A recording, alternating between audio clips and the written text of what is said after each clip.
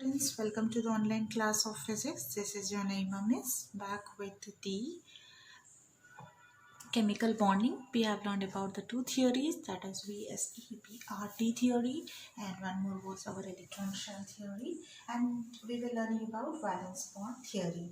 So in today's class we are going to learn about the detail in about the valence bond theory to describe the covalent bonding and the quantum mechanism. The model called valence bond theory suggested.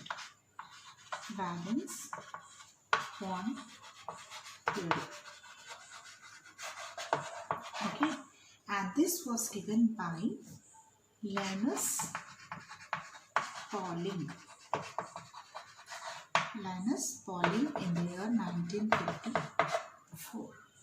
Okay, Linus Pauling was a scientist who suggested the valence bond theory in 1954. So what is this theory? We will learn about it. So to describe the covalent bonding, a chemical mechanical, that was valence band theory. So what was this? As I said, to describe the covalent bonding and quantum mechanism, and the mechanism of this, how the bonding is taking place. To describe this, the valence bond theory came into existence.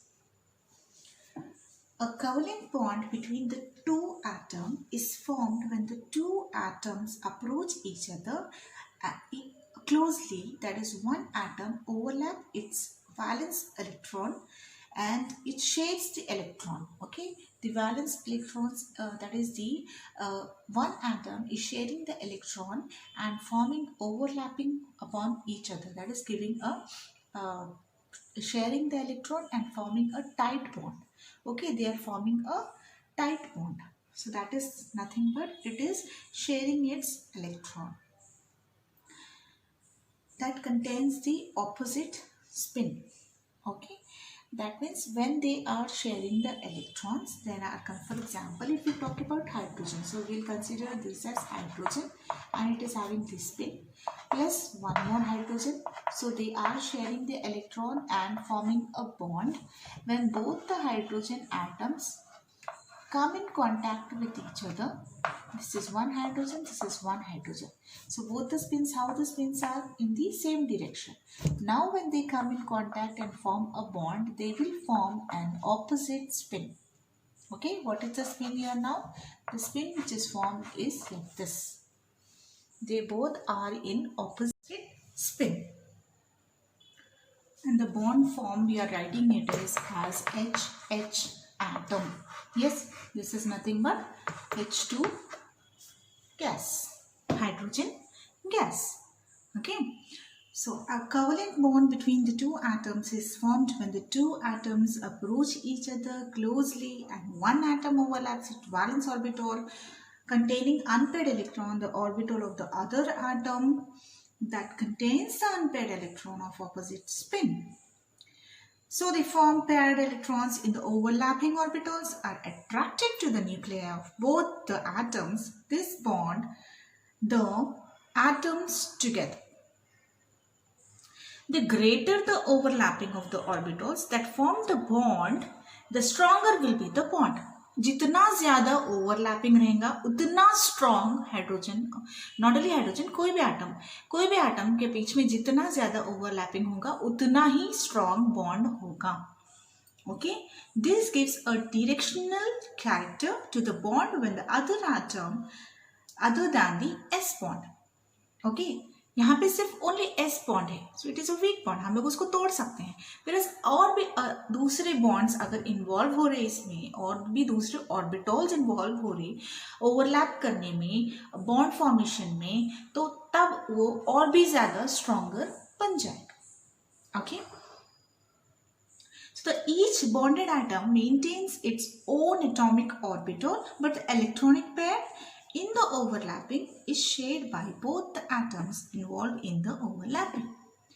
If the two atoms form the multiple bonds, between the first bond is due to the overlap of orbitals along the internal axis, gives a stronger sigma bond. Okay, if a atom is overlapping, that is overlapping here is nothing but bonding. Okay, when an atom, suppose this is the atom and it is forming a bond with the any other atom. Okay, it is bonding with the nucleus of the other atom, then that is called as sigma bond. Okay, for example, if I say carbon, that is CH4, this is methane. We have already learned in our previous class, right? So here if you see, the carbon is bonding with the hydrogen, that is hydrogen atom is bonding with the nucleus of the central atom. So this bond is called as sigma bond. So here we can see the s orbital is involved in the formation of the bond. Okay, s orbital is involved in the formation of sigma bond. What it is called as? It is called as sigma bond. That is, you can see that it is through the axis of the nucleus of the central atom. The sigma bond is stronger because the electron pair shared is concentrated more than the nuclei due to the end-to-end or head overlapping. If see, you can say here that the overlapping of the orbitals is through the axis. Means you are saying through the axis, and if they are laterally, मतलब अगर वो लोग side by side अगर हो रहा, मतलब अगर यहाँ पे एक और एटम है तो या इन दोनों के बीच में कुछ और भी ऑर्बिटल वैलेंस है, तो मतलब अगर उसमें से साइड में से अगर ऐसा बॉन्डिंग फॉर्मेशन टेक प्लेस तो क्या बोलते हैं उसको? तो उसको बोलते हैं pi. Okay, it's called as pi bond. अगर ये तो सिर्फ एग्जाम्पल है, यहाँ पे तो चांस नहीं है बनने का, लेकिन I am just telling you example. अगर साइड में से साइड, अगर ये एंड टू एंड है, मतलब साइड में है, मतलब डायरेक्ट है, it is forming direct bond with the nucleus of the atom through the axis of the central atom. Okay, so this is called as sigma bond. लेकिन अगर side by side अगर हो रहा, laterally if the bond is forming place, then it is called as pi. What it is called? It is called as pi bond. This pi bond involves the bond formation of p orbitals. Okay, we can see in sigma bond, we can see that s orbitals are involved, whereas in pi bond the p orbitals are involved in the bond formation. Okay, p orbitals are involved in the bond formation. Then we can say, if you ask me which bond is more stronger, sigma bond or pi bond, we would like to say that the sigma bond is more stronger than the pi bond. Okay, the pi bond overlapping, that is, it is by the laterally, sidewise overlapping, na? So that will give a weak bond. So this gives our lateral overlapping of p orbitals, which is not, does not exist for a long time. It can be broken easily. Okay, it can be broken easily. So comparatively, the sigma bond is more stronger than the pi bond. If we see the example, if we consider chlorine molecule, that is Cl2 molecule. Okay, when we are considering Cl2 molecule, what is the electronic configuration of chlorine? 1s2, 2s2, 2p6, 3s2, 3p, x2, 3p, y2, 3p, z1, right? So here we can see there is one valence electron present in the valence shell, outer orbital. So you can see that this 3pz orbital of chlorine atom can overlap and form a bond. So 3pz of this one chlorine atom and 3pz of another chlorine atom, they get overlapped and they form a bond. That is, if you take, suppose this is the p orbital, okay, 3pz orbital of chlorine plus 3pz orbital of another chlorine. Okay, what will happen? They will overlap. Okay, this chlorine atom will overlap with the another chlorine atom and they form a bond which is Cl2.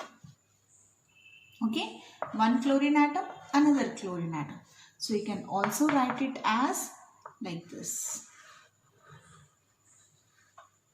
So here you can see they are in the opposite spin form, right? Opposite spin form. So this is nothing but the formation of chlorine molecule. The 1s orbital of hydrogen atom containing the unpaired electrons overlap the 3p of the chlorine atom and containing the unpaired electron of opposite spin in HCl. If you see HCl. How this bond formation is taking place? If we see that, you can see it here that the hydrogen, this is hydrogen, it is having one spin, one electron in it, and this will overlap with the 3pz orbital of chlorine.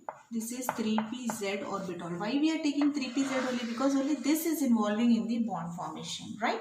So we will take this and this will overlap with hydrogen s orbital, and this will give you the one hydrogen, and this is however overlapping, so this will form one here. We get a spin that is opposite. So this is HCl. Now the interesting part of this this one, we can say that there is one molecule of S and one molecule of P involved in the formation of the bond. So you know what it is called as? It is called as SP, because one SP, S is involved and one P is involved. So it is called as hybridization. Why hybridization? See, hybrid means what? Where we see the involvement of two different species, right? Where we see the involvement of two different species, it is hybrid, and the process is called as hybridization. So now you can see here there is the involvement of S and one P, so it is called as SP hybridization. Okay children, I hope this is clear. In our next class we will learn about next type of hybridization. Okay, thank you, take care.